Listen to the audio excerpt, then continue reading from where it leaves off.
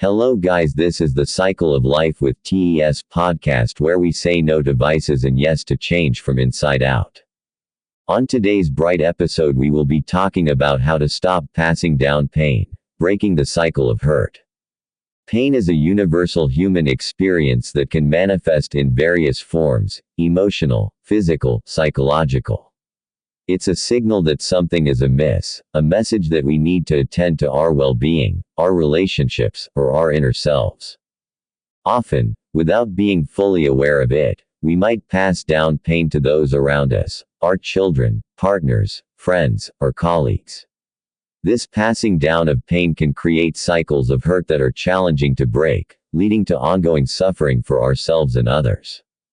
Understanding the dynamics of pain is complex and multifaceted.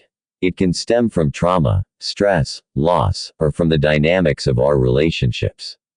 When we experience pain, our reactions can vary widely. Some of us might lash out, others might withdraw, and many of us might try to cope in ways that inadvertently affect those around us.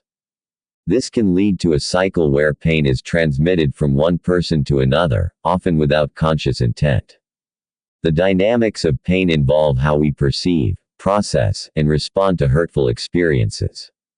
Our responses to pain are shaped by our past experiences, our coping mechanisms, and the support systems we have in place.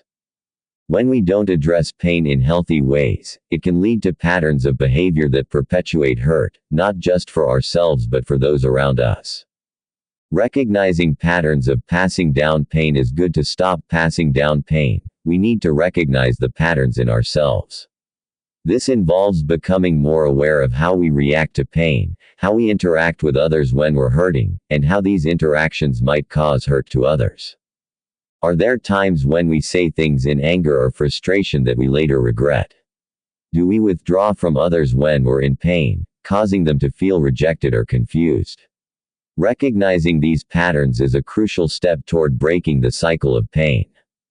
This recognition requires a certain level of self-awareness and introspection.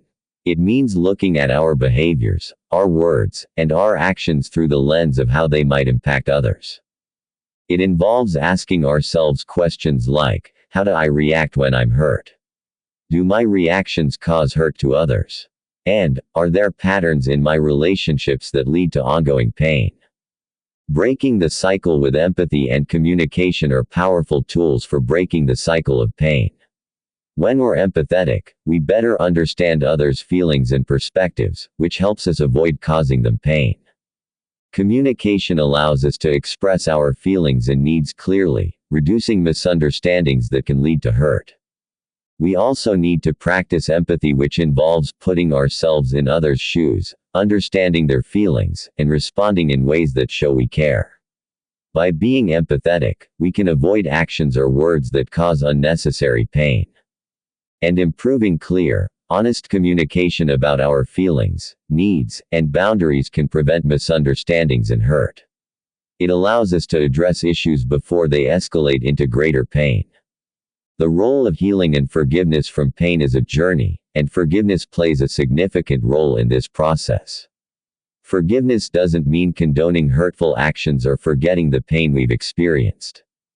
Instead, it's about releasing the hold that pain has on us, allowing us to move forward without the burden of ongoing hurt. Because forgiving yourself and others by not holding on to anger, guilt, or resentment can reduce pain. Forgiveness can break this cycle, freeing us from the ongoing impact of past hurts. Seeking healing. Healing can come through various means: therapy, support groups, personal reflection, or spiritual practices. Actively seeking ways to heal from pain is a step towards stopping the cycle of hurt. To stop passing down pain, we can actively build patterns that promote positivity and healing in our relationships. Mindfulness and self-care.